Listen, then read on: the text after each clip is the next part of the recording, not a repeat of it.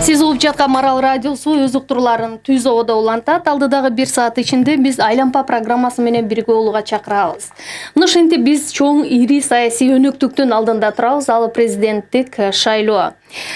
Биз бүгүнкү программабыздын алкагында Кыргызстандын соңку жетишкендиктери кандай болду, президент Алмазбек Атамбаевдин жасаган иштерин ким улантат же кыргыз өкмөтүнүн ишинин жыйынтыктары жөнүндө талкууламакчыбыз. Эгерде бул жагдайда сизде суроо же пикир пайда болсо, анда 68 06 06 телефон номерин териңиз. Мындан тышкары Facebook баракчабыз аркылуу дагы суроо жана пикирлерге орун беребиз.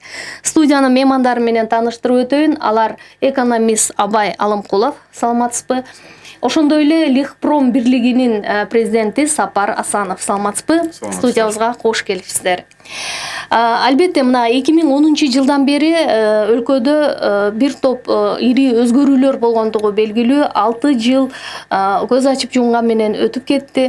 Бүгүнкү күндө ошол биздин өлкөдөгү экономикалык жактан алганда социалдык экономикалык ири долбоорлордун ишке ашышы, Евразиестин таасири канчалык деңгээлде калкка мындай сиңимдүү болуп, эл аны жон териси менен сезип жатат. Ушул жагдайда оюңуздарды билгибиз келет.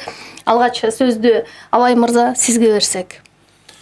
Негизинен алганда кайсыдыр форматка биригиш үчүн себеп болуш керек да, муктаждык болуш керек. Ал эми биз ошол эле союз ыдырагандан кийин өзүбүз өнүгүп баратып, мамлекет бечел болуп жардам бере албай элге.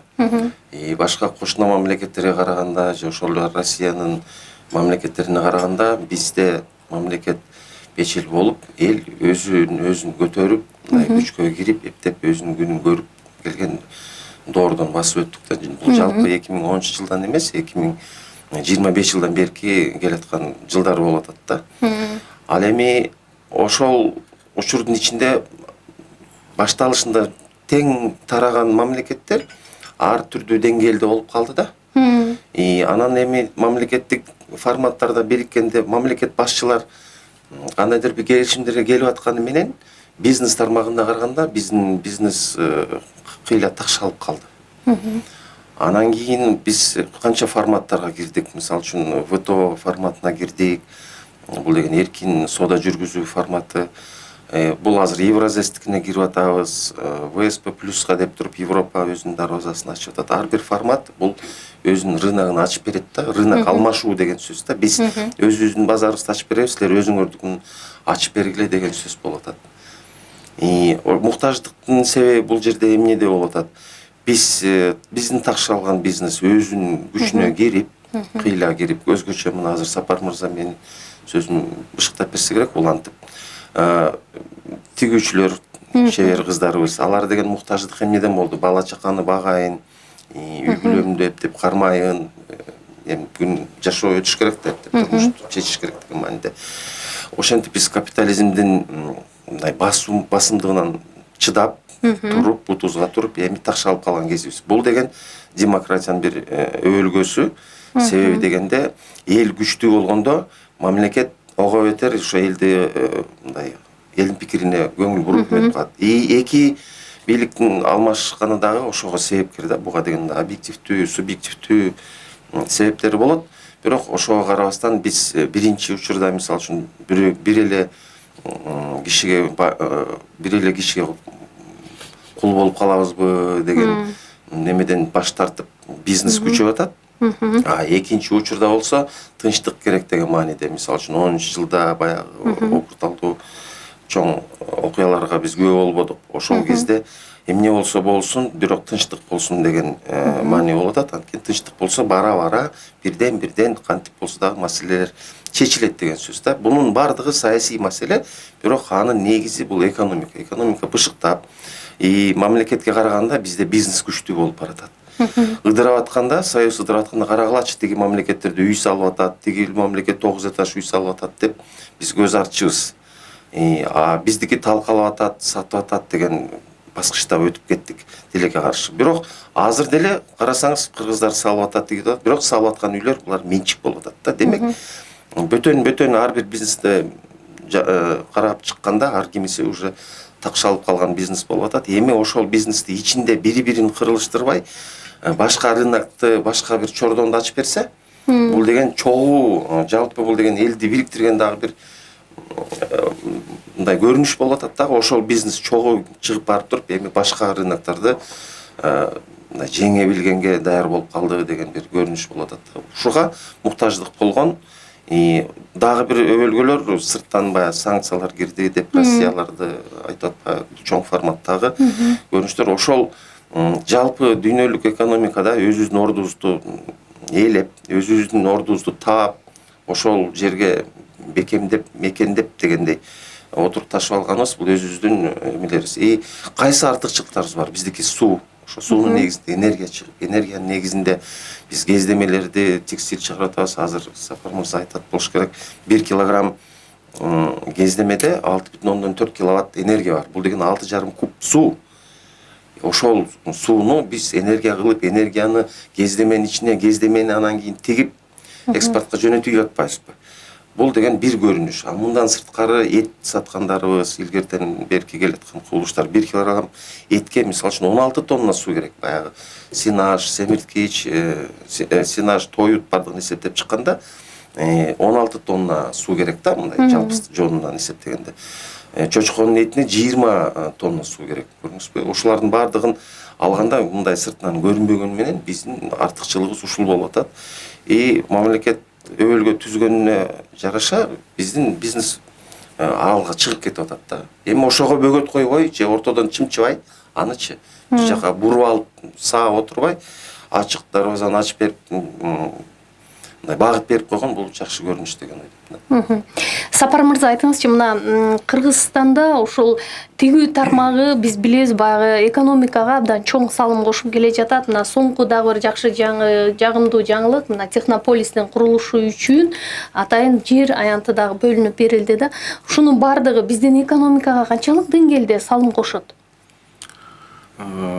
Бул жакшы суроо. Негизи мен башынан баштагым келип атат да. Советтер Союзу учурунда негизи микрофонго жакыныраак болсоңуз. Советтер Союзу учурунда биздин ошондо Кыргыз СССРинде жеңил өнөр жай тармагы бул экономиканын абдан чоң бир өзөктүү тармагы болчу да. Ошондо алып келгенде Кыргыз Республикасынын ошол Союз учурунда ички дүңгүрөшүнүн 33%-ын түзчү жеңил өнөр жай. 57 чоң ишканалар бар болчу. Бир эле алып келсек, мына Камбольно-суконный комбинат, Оштогу ХБК. Абай мырза айткандай, ошо Камбольно-суконный комбинат үчүн ТЭЦ курулган. Оштогу ХБК үчүн Оштун ТЭЦ курулган да, атайын. Анткени бул жерге суу, пар, бардык нерсенин баары керек кездеме чыгарыш үчүн. Ошолдо чыгарып аткан продукциянын көлөмүнүн 84-85% бул кездеме чыкчу. Бул эмнени түшүндүрөт? Эмне үчүн ички дүңгүрөшүнүн ушундай көп пайызын түзгөн себеби ошол. Анткени баягы бул тиги дыйкандардан башталчу да. Пахта өстүрүп, пахтадан жип жасалып, жиптен анан кестеме жасалып, анан кестемеден андан кийин кийим тигилчү. 15% кийим тигилген тармак болчу. Бүгүн болсо тилекке каршы тескеринче. Бүгүнкү күнү ички дүңгүрөшүнүн 3,7% түзөбүз. Мен эң негизиден бул экономикага да салымыбыз бар, бирок социалдык жактан абдан чоң негиздүү тармак деп айтсак жаңылышпайбыз да. Анткени мына бүгүнкү күнү улуттук стат комитеттин билдирүүсү боюнча 150 миңден ашык киши иштейт деген маалымат бар. Бул Кыргызстандын ичинде. Андан сырткары ушул тармакта ошо чыгарып аткан продукцияны сатып, бүгүнкү күнү 54 Россиянын мен деген шаарларында биздин мекендештер отуруп биздин продукцияны сатып атышат. Орто Азия мамлекеттеринде жана башка мамлекеттерде. Анан ошол 57 ишкананын көбүнчөсү тармагы ошол кестеме чыгаруу тармагы болчу. Биздин пахтаны, биздин жүндү, биздин жибекти толугу менен иштетип, анан продукцияны чыгарып кетиргенге мындай цепочканын баардыгы жабылып, ошон үчүн ички дүңгүрөшүнүн жогорку көзөрткүчү болчу. Анан тилекке каршы ошол 57 ишкананын бүгүнкү күнү биринсерин эле калды, аттарын айтагым келбейт. Анан тилекке каршы анан ошол тармакта иштеп аткан биздин кесиптештер, ушул тармактын иштеп аткан жалаң эле жеңил өнөр жай тармагында эмес, даже бүгүнкү күнү биздин тармакта иштеп аткандар мугалимдер дагы бар, инженерлер дагы бар, врачтар дагы бар. баягы жумуштун жоктугунан ушундай чакан ишканаларды ачылып, анткени кийим тигүү тармагына көптөгөн финансы кереги да жок, акча каражаттын кичинекей комнаталарда, имараттарда ошол продукцияны ачып, анткени мунун да бир себеби бар да. Кыргызстанда ошол союз учурунда эле биздин ошол билим берүү тармагында атайын ошо биздин керектүү кесипкөйлөрдү тарбиялаган системада калган да. Бүгүнкү күнү канча деген мына профтехобразование бар. Жылына 7 10 миң тегерегинде ушул швей мотористтер чыгарат. Прям жанагы горячий ысык нан лепешка сатылгандай кетет да. Бүгүнкү күнү анткени баягы парадоксальный бир момент болуп атат да. Бүгүн айтып атабыз, жумушчу орун ачыш керек, бирок бүгүнкү күнү жумушчулар жетишпейт. Жок жумушчулар. Ошол атайын дайынданган ушул тармакка керектүү кесип адамдар жетишпей атат. Ошондуктан биздин чыгарып аткан продукция деген биринчи баягы өзүбүздүн ички рынокты камсыздап андан кийин продукцияң ошол сыртка кетип аткандан кийин, мурун баягы биз Евразиянын мүчөсү болуп аткандан кийин Евразия мамлекеттердин ортосунда бажы төлөмү жок болчу. Ошон үчүн Орто Азия өтөнчө стратегиялык рынок бул Россия Федерациясы болчу. Анан чыгарып аткан продукциябыз ошонун ордун тапканга мына биздин ишкерлер жол ачып ошол маселе болду. Бирок ошол жакка экспортко чыгыш үчүн жана башка 2005-жылы бир мындай бир биздин тарыхыбызда бир мындай окуя болгон да. 2005-жылы март айында ошондой бир өзүнчө бир төпкөлү болуп калды. Март айында да бир окуялар болбоду бизде. Ошондо Россия Федерациясы биздин продукцияны киргизбей койгон. Анткени биздин улуттук стат комитеттин билдирүүсү боюнча 2 миллион чыгарабыз, а Россияга 7 миллион экспорт кылабыз. Ошондо Россиянын таможнясы бизге сурады, бажы кызмат. 5 миллионду кайдан алдыңар? Бул Кытайдан алып келип этикеткасын алмаштырып эле бизге алып келип атасыңар. Бажы төлөмүнөн качып атасыңар деген маселени коюшту. Ошондо биздин жанагы көмүскөдө иштеп аткан көлөмүбүз кайра бизге экспортко чыкканга бөгөт коюп койду да. Анан ошол маселени кантип чечишибиз керек деген ошондо бир суроо туулуп, 2005-жылы мына Абай мырза айткандай, ушул ишкерлерге мүмкүнчүлүк түзүү өкмөткө кайрылып, өкмөт ошондо башталган да. Патент системасын киргизип, баягы көмүскөдөн чыгып, ачык мына чыгарып аткан көлөмдү көрсөтүп, анан экспортко жөнөтүү. Мына бүгүнкү күнү Россияга экспорт кылып аткан жана сырткы кийимдерди алып келсек, Кыргызстан 4-нчү орунду ээлейт. Тиги Кытай, Турция, анан башка мамлекеттерди эсептеп көргөндө. Ошондуктан биринчиден бизнести өнүктүрөбүз десек, экспорттук потенциалыбызды көбөйтөбүз десек, биринчи Кыргызстандын ичинде мүмкүнчүлүк түзүп бериш керек. Мыйзам чегинде, мыйзамдын чегинде мүмкүнчүлүк түзүлбөсө, бул тармак эч убакта өнүкпөйт. Мына ушул премьер-министр дагы өз сөзүндө дайыма бизнеске колдоо көрсөтсөң, анын кайтарымы 100 эсе боло тургандыгын белгилеп жатпайбы? Бул жагдайда ушул ишкерлерге мамлекет тарабынан колдоо кайсы? Аларга колдоо бул жеңилдиктердин берилиши, узак мөөнөттүү насыялардын бөлүнүшү канчалык болуп атат? Муну ишкерлер сезе алыштыбы? Биздин тармакка айтып кетсем, жана сиз айткандай, ушул тармакка дагы бир деңгээлге көтөрүш үчүн жана технополис деген маселени көтөрүп келгенбиз. Канча жылдан бери. Мына быйыл 23 июнда токтомго кол коюп берди. Бизге 41 гектар жер бөлүндү. Ал жерге 40-ка жакын ишкананы жайгаштыралык деген планыбыз бар. Бир 10 миңге жакын жумушчу орун болот. Бул жерден батыш мамлекеттердин жана Евразиялык экономикалык бирикменин ичиндеги талаптарга туура келе турган ишканаларды куруу максатта турат да.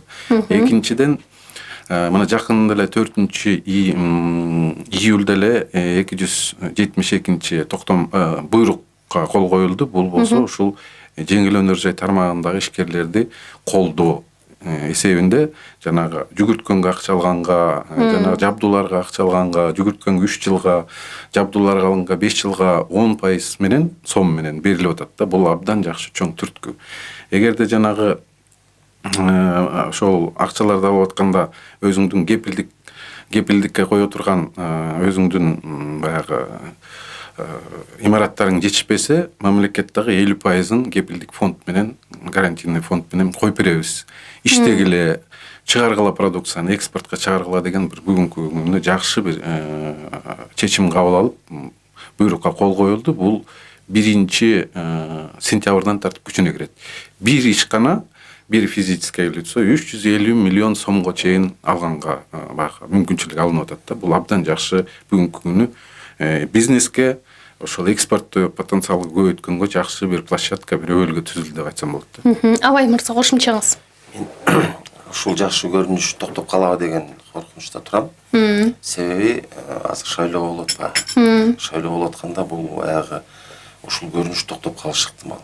Бул жерде бул экономика гана эмес, политэкономия деп койсок болот. Себеби бийлик деген, бийликке күрөшүү деген бул класстык күрөшүү деп коет да. Кайсы класс, кайсы катмардын өкүлү келет деген сөз болуп атат да. Ким президент болуп келет, ошого көз каранды дейсизби? Президент болгон ал бул эч эмес. Ар бир биздин азыркы талапкерлерибиз бардыгы мындай караса жакшы эле кишилер. Мен эч кимсин кемсинтип же жамандап, сындап албайм, сындабайм деле.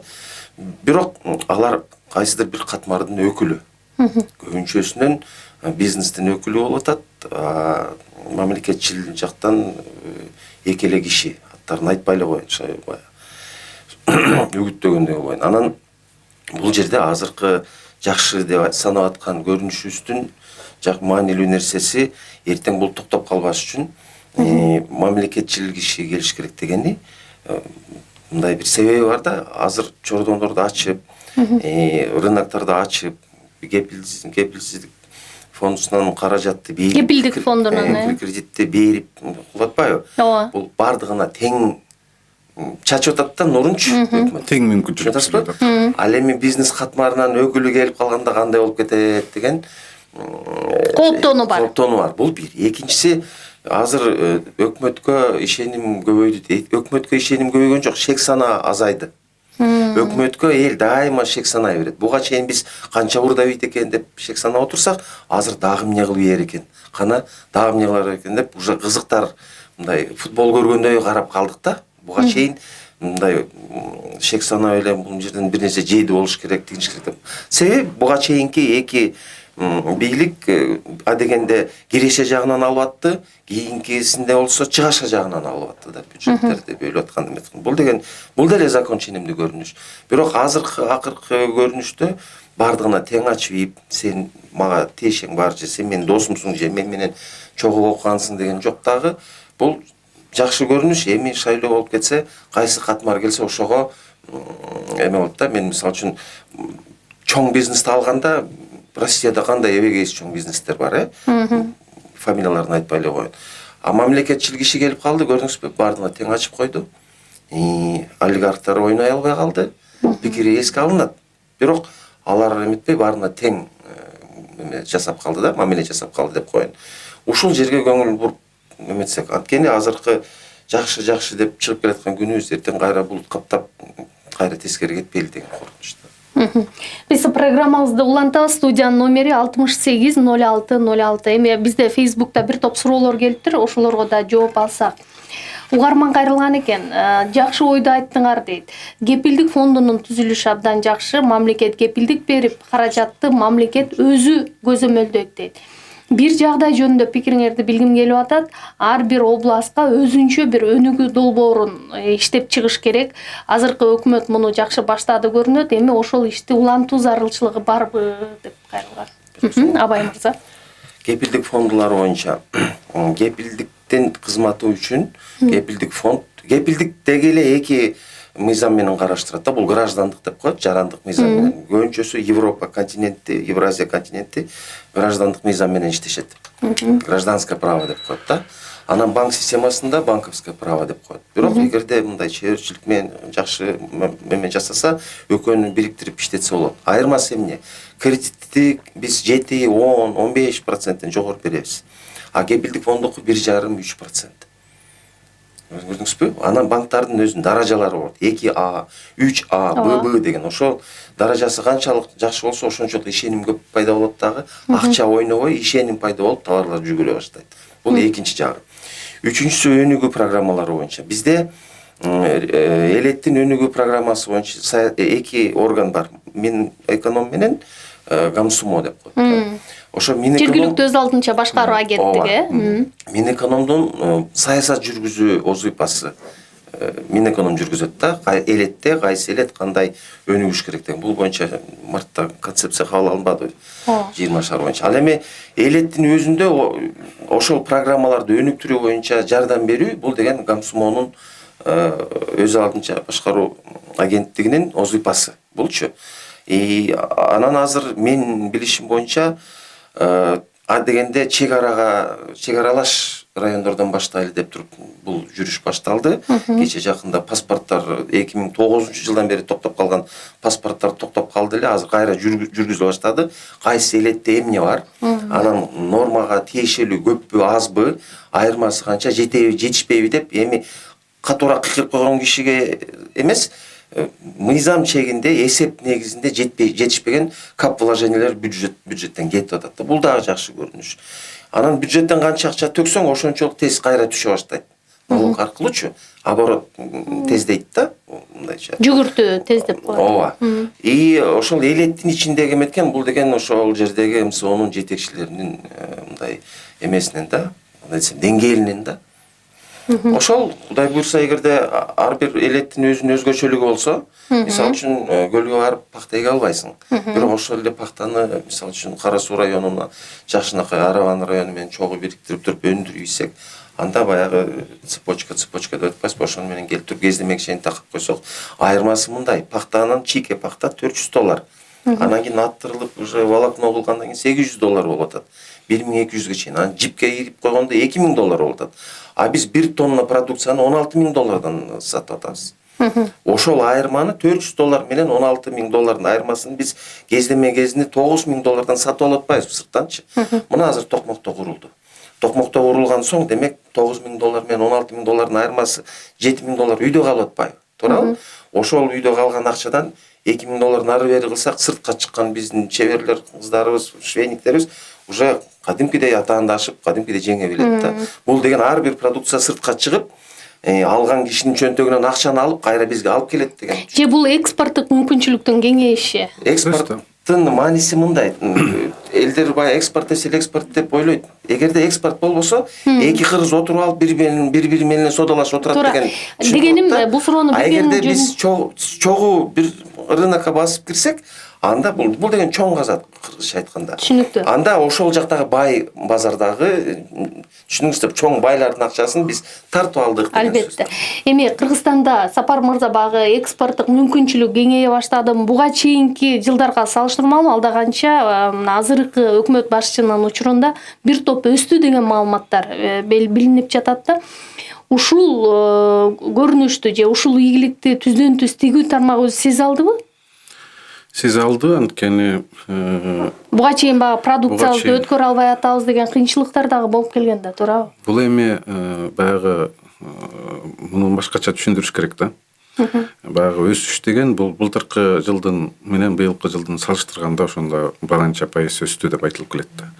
Ошондуктан баягы 14-жылы 13-14 жылдары 15-жылдар төмөндө болду bizde биздин тармакта.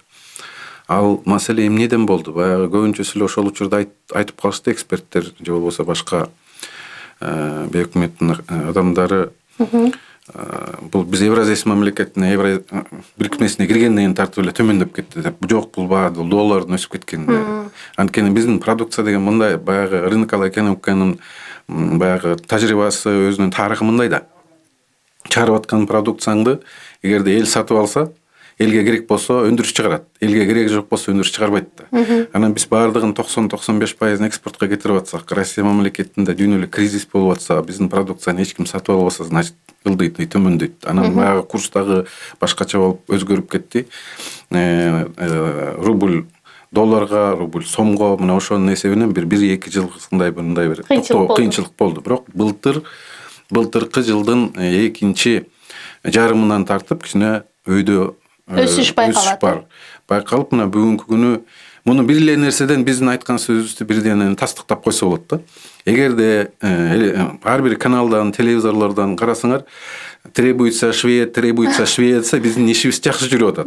Жөнөкөй мисал, требуется заказчик десе, значит биздин ишибиз кичине начарыраак да. Бүгүнкү күнү ар бир каналды ачсаңар, требуется Швеция, ар бир столбаны карасаңар эле требуется Швеция. Ошон үчүн ишибиз Кудайга шүгүр, ошентип эле алдыбызга жылып эле артка кетпей эле алдыга жылып турсак эле болду.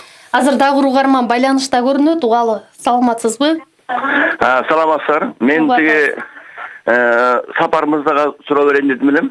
Өзүңүздү тааныштырып койсоңуз? Менин өзүм атым Жумадил. Бул сапарымызда биринчиден тиги Замандаш партиясында дагы эле замандаштабы.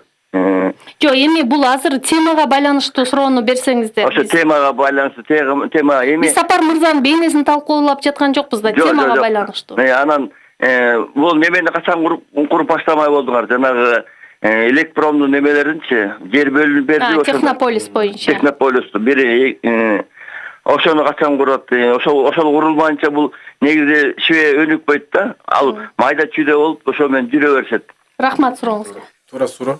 Абдан жакшы суроо, чоң рахмат сизге. Көз карашыңыз баягы ушул тармакты билет экенсиз, анткени майда ишканалардын келечеги жок. Бир 5-10 жылдан кийин майда ишканалардын баары дүйнөлүк конкуренцияга чыдабай жок болуп кетет. Ошон үчүн жанагындай өндүрүш зоналарын куюп, чоң ишканаларды куруу максатыбыз 2008-жылдардан бери көтөрүп, 2012-жылдан бери мындай түздөн түз иштеп, мына бүгүнкү күнү жер берилди.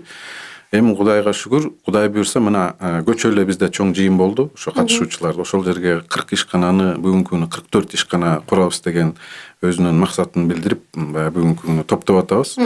Азыр болсо ошол жанагы бизнес планды түзүү, жанагы эскизный проекти ошону түзүү, жана башка жана документациянын баарын жасап баштадык. Биздин алдыбызга койгон максаттар мына быйыл күзгө чейин ушул маселенин баарын, бул оңой маселе эмес, 3 айдан 6 айга чейин бүтө турган баягы уруксат кагаздары жана башкалар болот. Анан бул өзү кичинекей проект эмес, бул абдан чоң проект. Алдын ала эсептөө боюнча 44-45 миллион доллардын тегерегиндеги чоң проект. Анткени шаардын чекесинде турат, өзүңүздөр билесиздер.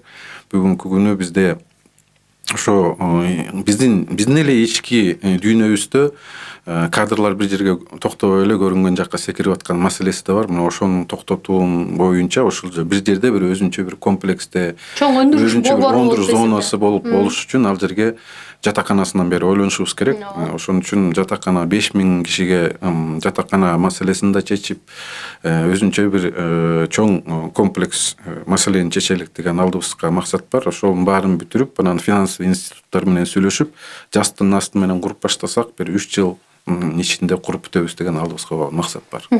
Программабызды Түз Ободо улантабыз. Студиянын номери 680606. Азыр бизге келген дагы бир топ суроолор бар, аларга көңүл бөлөлү. Көпчүлүк угармандарыбыздын кызыкканы ЯЭПтин курамында Кыргызстан эмне пайда таба алды, үзүрүн сездикпи деген суроону коюшкан экен. Абай мырза. ЯЭПтин үзүрү стандарттарда. Стандарт деген нормалардан турат да. Анан биз буга чейин өзүбүздүн нормаларга макул болуп, ыраазы болуп, эми өзүбүз мындай ток сезип жүргөнбүз да. Анан кийин баягы батпай калды да. Өнүгүп атат да, экономиканы деген ремонтко жаап кое албайсың. Көмүскөй болсо дагы өнүгө берет ал нерсе. Анан кийин уже батпай туш тараптарга эметип өнүгө баштаганда бул жак ачылгандан кийин ал жак айтты, эми силер жакшы эле тигет экенсиңер. Жакшы эле сүтүңөр дагы жакшы, этиңер дагы жакшы. Бирок бизде тартип мындай. Бизге далилдеп бергиле, ушунуңар жакшы, мындай зыяны жок дегендей да, эң ичинде тартип менен дегендей. Анан ошол бөгөттөрдү алып салды, өкмөт шаар чыгып кетти, сүттөн чыкты. Биздики өзгөчө мына Көл, Талас сүт боюнча 1,8% көтөрүлүп кетти да, эмесечи көлөмү. Анан кийин стандарт дегеним, мисалы үчүн азыр STM16 деген стандарт бар бизде. Интернет жай болчу. Көрдүңүзбү? Азыр биздин телефондордо мына Акнет, тиги Элкаттар өздөрү интернет бизге берип атпайбы? Алардыкы STM64 жетип кетти, 10 гигабитке чейин берип атат эмеснечи. Бул стандарт. Турмуштун деңгээли ошол стандарт менен аныкталат да. Эгерде биз бай мамлекеттерге мындай ориентир алсак, Африканын же тигин эмес, Япония мынтип аттыр, анан Америкада мынтип аттыр деп отурсак, ошондо канчалык бийик өзүбүзгө максат койсок ошончолук бийик деңгээлге көтөрүлөбүз да. Анан ошол даража, нормалардын даражасы жалпы жолунан алганда ошону стандарт деп коет. Ошол стандартка акча берип аткандан кийин, ошол стандартты биз аткарып койгондон кийин акча түшүп аткандан кийин эмне үчүн эметпейбиз? Бул жалпы жолунан караганда жакшыраак болсоң төлөйм деген маанини берет. Келип атат да бизгечи.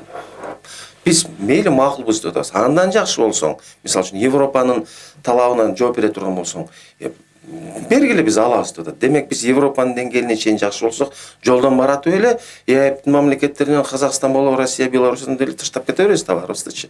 Демек канчалык деңгээл жакшы болсо, ошончолук өзүбүзгө дагы жакшы деген. Кошумчаңызды кыска. Кошумчам бар. Кыскача мен ойлойм, биз Евразиялык экономикалык бирикмеге кирбесек, мындан да жаман болмокко деген божомол бар да. Анткени өзүбүздүн эле мен өзүм эле тармак ушул жеңил өнөр жай тармагын айтып келейин. Анткени Евразиялык экономикалык бирикмеге кириликтен мурун эле чыгарып аткан продукциябыздын 90% ошол жакка экспорт кылчубуз. Ооба. Ошол талап ошол жактын талабын билчүбүз. Бирок ошол учурда мен 3 жолу мамлекеттер ортолук комиссияга алып чыгып маселени чечкенге туура келген да.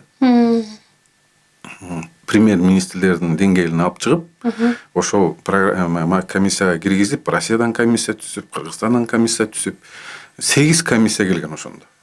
Кыргызстандан бул продукцияны чыгарабыз, баасы баланча, асмандан алган жерибиз жок, электр энергиянын баасы түкүнчө, мына себестоимость продукциянын момунча чыгып атат, көргүлө деп комиссияларды күткөн күндөр болгон да. Анан өзүңүздөр билесиздер, баягы бажы процедурасы бар, адамдык баягы факторлор бар. Кээде 15 күн кармап коет, кээде бир жума кармап коет, кээде бир ай кармап коет, бир жүз бир себептер менен. Ошондой маселелер бар болчу. Мына ошол маселелердин баары жок болду. Продукцияны жалаң эле ошол Россиялардын жарандары саткан жок да, биздин жарандар сатып атат. Ошолорго бүгүнкү күнү эң жакшы баягы өбөлгө түзүлгөн ушул биздин мигранттарга болду деп ойлойм да. Анткени сырттан барып, ошол жактан жашап, ошол жактын кыйынчылыгын көргөн адамдар муну түшүнөт. Ал жакка барып жашабаган адамдар түшүнбөйт. Көп кыйынчылыктарды туудурчу мына бүгүнкү күнү биздин жанагы ошол жакта иштеп аткан биздин права менен эле, водительский права менен иштегенге да мүмкүнчүлүк алды. Жакшы жактары бар, бирок терс жактарын дагы чечүүгө биздин жанагы биздин талапты, биздин намызыбызды талаша турган ошол дагы жагдайлар бар. Евразиясынын мүчөсүндө отурган министрлер талапты талашып маселелерди чечиш керек да. Угарманды угалы, саламатсызбы? Алло, саламатсыздарбы? Мен конокторго мындай суроо берейин деп атам. Жана Технополисти ачып атабыз деп атасыңар, аныңар жакшы. Бирок жеңил Кыргызстандын жеңил өнөр жайына флагмандары болгон ВЛКС тигүү фабрикасы, пальтодон башка бүт эркектердин кийимдери, 1 май жеңил аялдардын, эркектердин жеңил көйнөктөрү, 40 лет октября бул пальто, аялдардын пальтосун тиккен флагман чоң фабрикаларды корпорация кылып туруп кайра өзүңөргө алсаңар болот эле да. Ал жерге бир майда чүйдө бир неме танц площадка деби, танц студия, же болбосо дагы бир фирмаларга берип салсаңар, мына ушулар деген кийинки эле курулган ФЛКС фабрикасы. Ушулардын баарын кайра колго алып, адистештирип, мисалы пальто, кийимди, эркектин кийимдери, жеңил өнөр жай бүт баарын ошол улутту кайра колго алсаңар болот беле? Болот да. Ушуну айтып койсоңуздар. Рахмат. Рахмат. Сиздин ичиңиз күйүп айтып аткан мен абдан баягы бул жерге отуруп алып, мен дагы ошондой ичим күйгөндөй окуялар болгон. Ошол эле 40 лет ВЛКСМ, ошол эле барлыгы эле 1 май, 8 март, комбольный закон баары менчикке чыгып кеткен.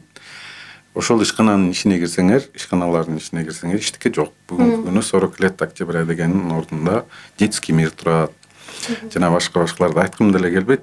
Бул эми менчикке чыгып кеткенден кийин жеке менчик деген жеке менчик деген бул кол тийбестик деген мыйзам кабыл алынган. Алар сатып алгандан кийин ошону иштетем деп сатып алды беле, же сатып туруп байым деп сатып алган, ал учуру келгенде балким жооп беришер.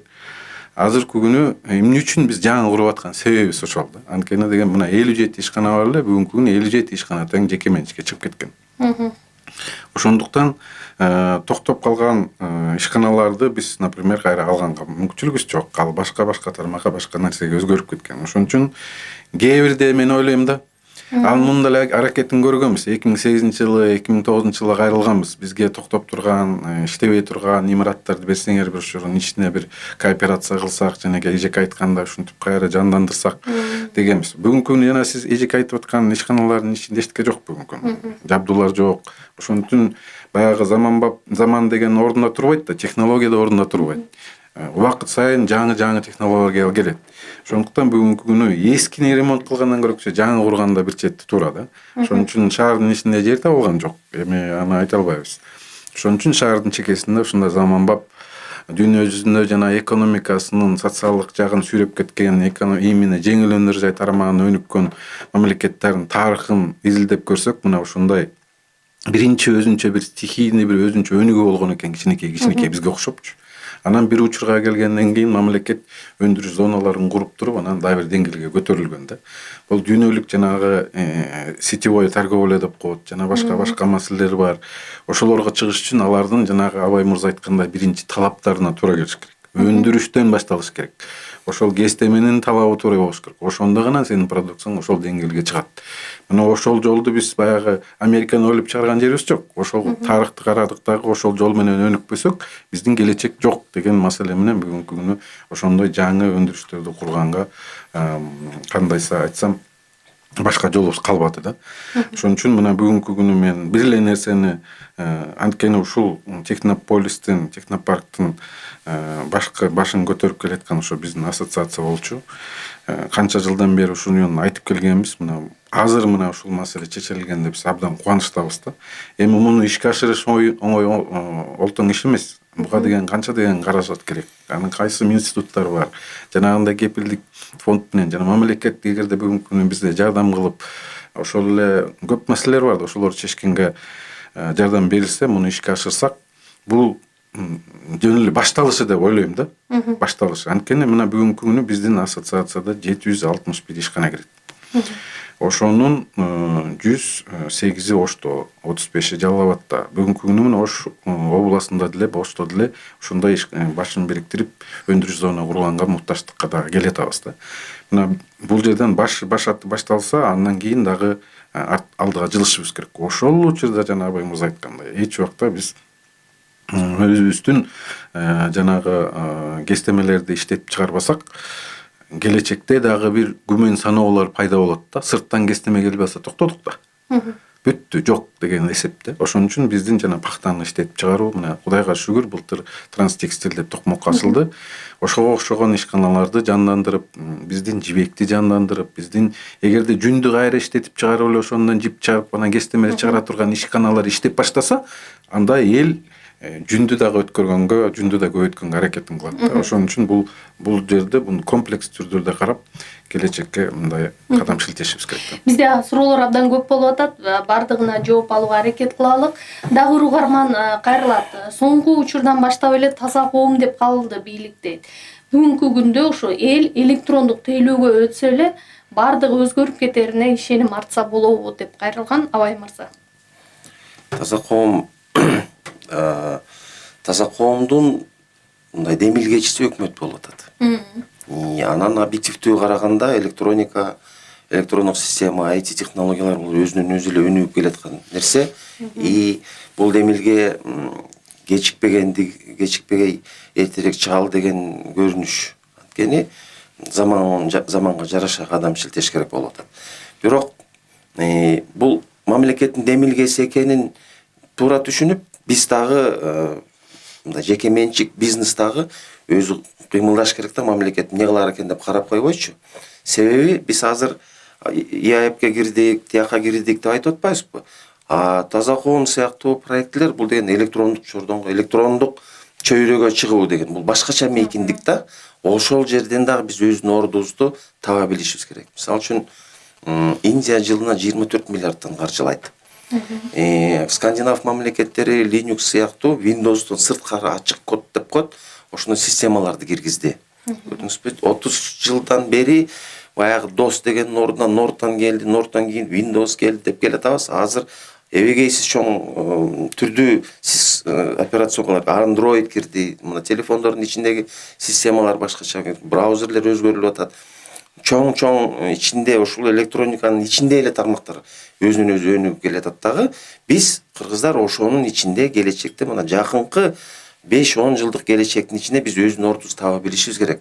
Өкмөт өзүнүн ишин кылсын, бирок өкмөт мейли деп коюп биз отура бербей, программисттер болобу, же башкача айтканда электрондук өкмөткө же ошо электрондук тейлөө мындай биздин жашообуз үчүн бир топ жеңилдикти алып келет, жакшы жакка өзгөртүүгө жардам берет.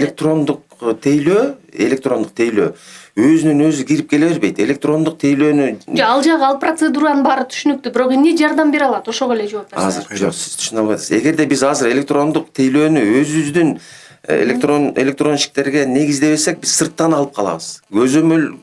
Бир көзөмөлдөн башка көзөмөлдүн астына кирип кетебиз. Эгемендүүлүктү жоготуп коебуз келечекте.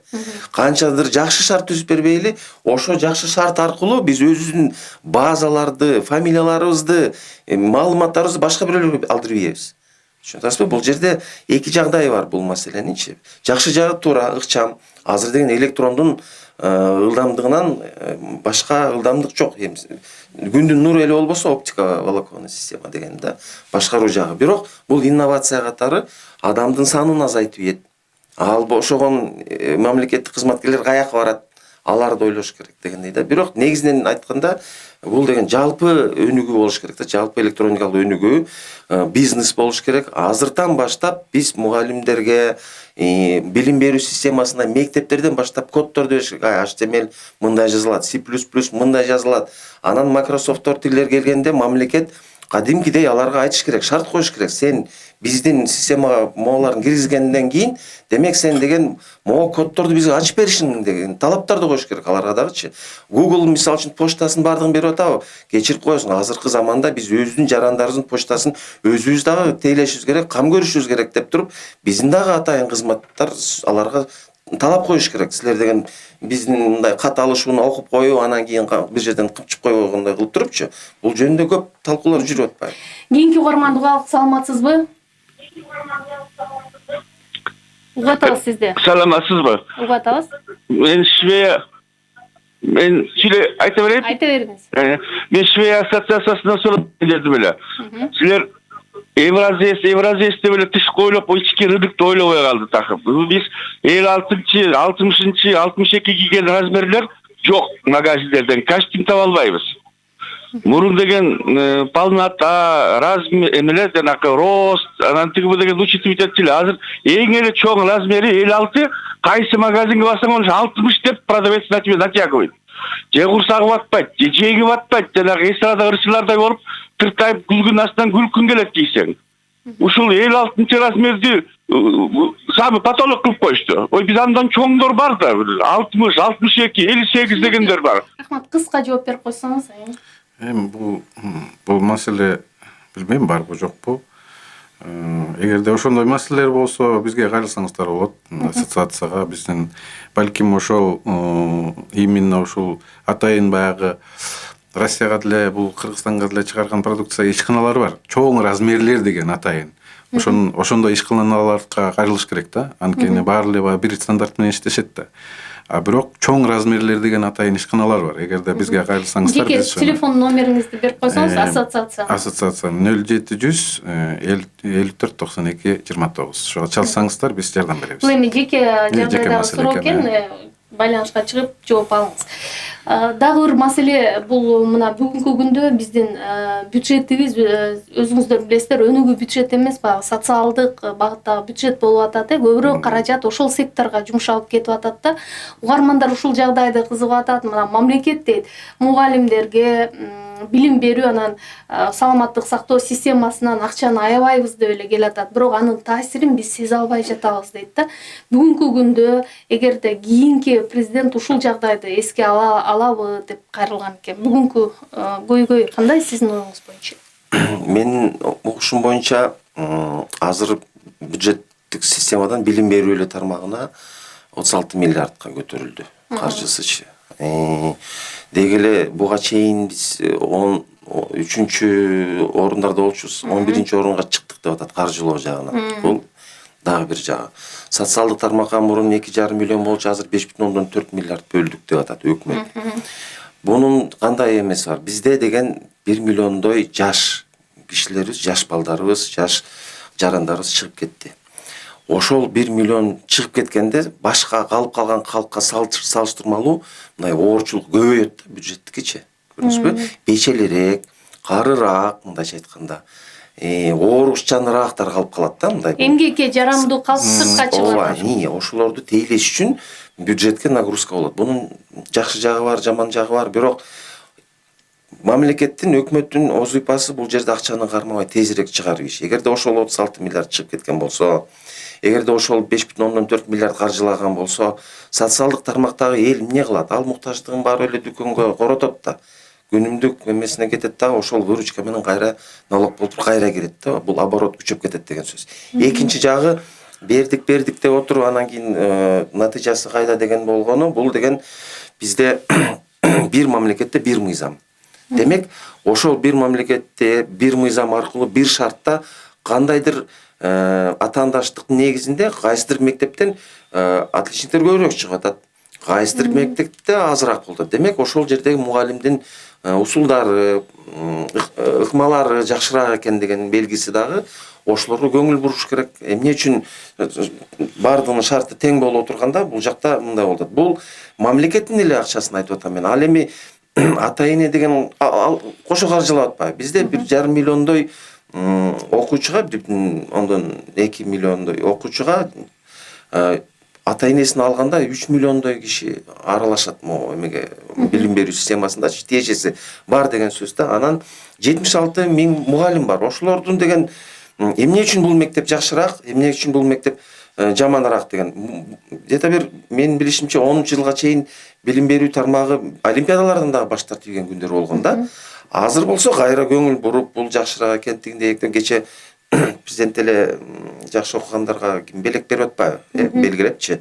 Ошон үчүн бул жерде инспекторлор иштеш керек. Менин оюмча, ушу атаандаштыкты белгилей кетиш керек деген сөз да. Мен кошумчалап кетсем, мен ойлойм, биз баягы социалдык маселени, социалдык проблемаларды чечебиз деп ойлошуга күрөшө бербей, баягы мен каалоо айтып кетет элем да кийинки президентке. Мына өндүрүштү алып келсек, өндүрүштүн дээрлик басымды көбү Бишкек менен Чүйдө. Ооба. Анан кичине Ошто бар 3,2. Баткенде эсептелет, Баткенде Айдаркен менен Кадамжайдын дагы завод бою эле берет да. Андан сырткары көлдү айтабыз, көл бир кум төр үчүн 18%. Анан Жалал Абадты айтабыз, Жалал Абад бул жана электр энергия как өндүрүштүн продукциясы катары 18% ушундай түзөт. Калганы бар Бишкекте. Эмне үчүн Бишкек баары Бишкекке келет. Ички миграцияда толуп атат.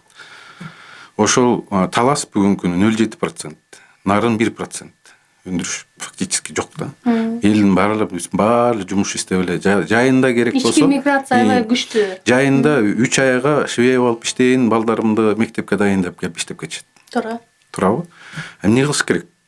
Ошону мен ойлойм да, ошол Таласка, Нарынга, Баткенге жана башка региондорго ишкананы салгыла деп ишкерлерге айтыш керек. 5 жыл, 10 жыл жанагы салыктан бошотуш керек да.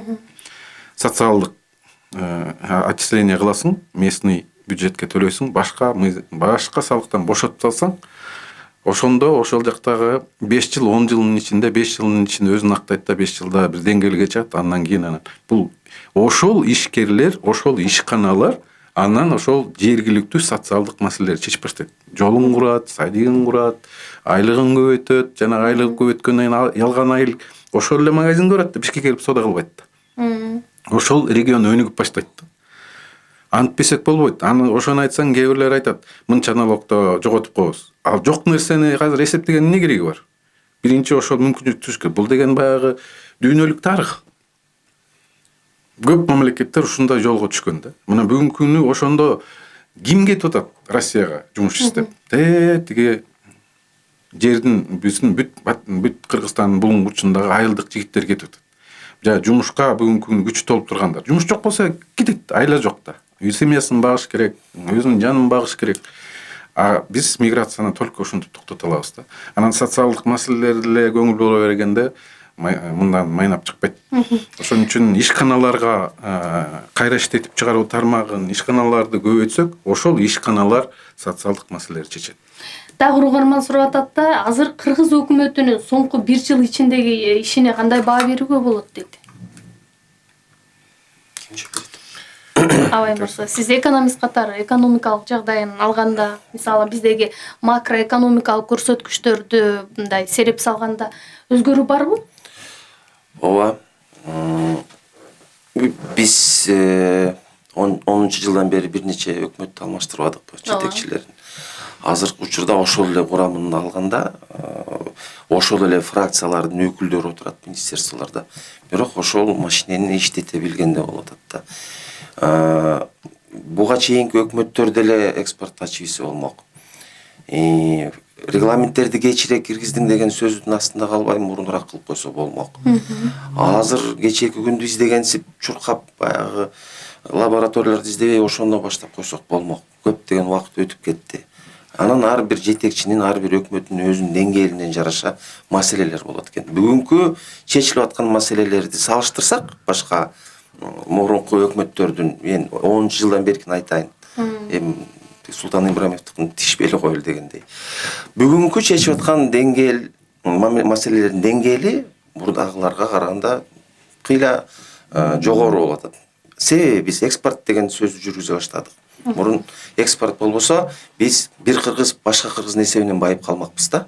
Азыр бул элди бириктирген нерсе болуп атат. Жогу сыртка чыгып, сырттан бир жеңе билейли деп атабыз. Биз дагы кыргыз катары сыймыктана турган бизнес болуп туруп, Made in Кыргызстан деп чыккан болобуз. Бул жакшы нерсе.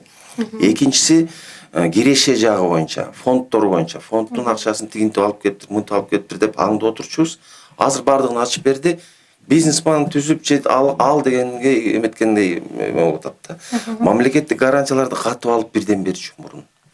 Азыр ачып койду, фонд аркылуу кааласаң ал, кааласаң мына. Андай да болуп калды. Керек болсо ар бир өзүнүн жергиликтүү бийликтин дагы өзүнүн фонддору бар азырчы. Бул дагы жакшы нерсе. Мындай тең, бардыгына тең мамиле жасап, бардыгына тең шарт түзүп берген бул жакшы нерсе деген көрүнүштөмүн да. Ушул эле мүмкүнчүлүктөр буга чейинки өкмөттөрдө болгон. Бирок ал кездеги деңгээл башка болуп калды. Көрдүңүзбү? Мындай салыштырмалык көрүш керек. Биз эми жакынкы эле мен алалы, мына 15-жылы кайсы маселе менен алек болчубуз, 16-жылы кайсы маселелер менен алек болчубуз деген. Сапар мырза, сиздин оюңуз ушул эле жагдай боюнча? Бул жагдай боюнча эми жана айтылып кеткендей, негизи бүгүнкү күнү жанагы сальданы карап көрсөк,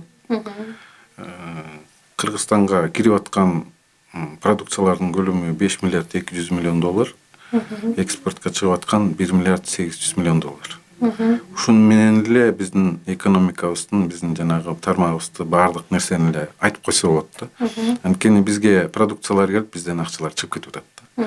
Ошон үчүн бүгүнкү күнү биринчи бүгүнкү кадам экспортту колдоо кадамы мага абдан жакты да.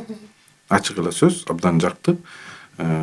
Ошол именно экспорттук потенциалды көбөйтпөсөк, жанагы тескери сальданы кайра оң сальдага чыгармайынча биздин экономикабыз эч убакта өнүкпөйт. Ошону өстүрүш үчүн эмне кылыш керек өкмөт ошого өбөлгө түшүш керек, шарт түшүш керек. Биринчиден каражат, мындай жетиштүү каражат менен камсыз кылыш керек, пайызын төмөн кылып туруп. Анан ошол сыртка чыга бараткан продукцияларга мүмкүнчүлүк түзүп берип, жанагы лабораториялар түзүп берип, анан жол ачып бериш керек. Бизнесмендер өзү эле билет, кантип чыгарып, каяка сатып, эмне кылышты. Анан ушул кадамдарды көрүп мен бул болгон эмес, чынын айткандачы. Жана биздин жеңилдендирүү тармагына бүгүнкү күнү субсидия болуп атпайбы? 10% сом менен кредит алганга, обороткага, мурунку карыздарыңды жапканга мүмкүнчүлүк түзүлүп атат. Бул кимге берет? Бул продукцияңды экспортко чыгарсаң берет. Чыгарбасаң бербейт деген сөз. Значит, бул экспорттук потенциалды көбөйтүп, экспортко чыгарып аткан ишкерлерге түрткү берет да. Бул значит биздин экономикасы оңолот деген сөз. Бул жаңы биринчи кадам болду. Мурун мындай дегеле боло элек болчу. Анан кепилдик да жок болчу. Мамлекеттик кепилдик да пайда болду. Бул багыт жакшы. Бул жана айткандай, экономиканы өнүктүрүү саясаты туура багытка кетти. Эми Кудай буюрса көрөбүз да өзүрүн качан кандай болот. Чоң рахмат келип куруп берген маегиңиздер үчүн. Бүгүн Кыргызстандагы соңку экономикалык жагдайлары, премьер-министрдин ишинин жыйынтыгы, аткарган иштердин улантылыш жагдайы боюнча сөз кылдык. Талкууга экономист Абай Алымкулов, Лихпром бирлигинин президенти Сапар Асанов жооп беришти. Кайрадан эфирден жолукканча саламатта болуңуздар.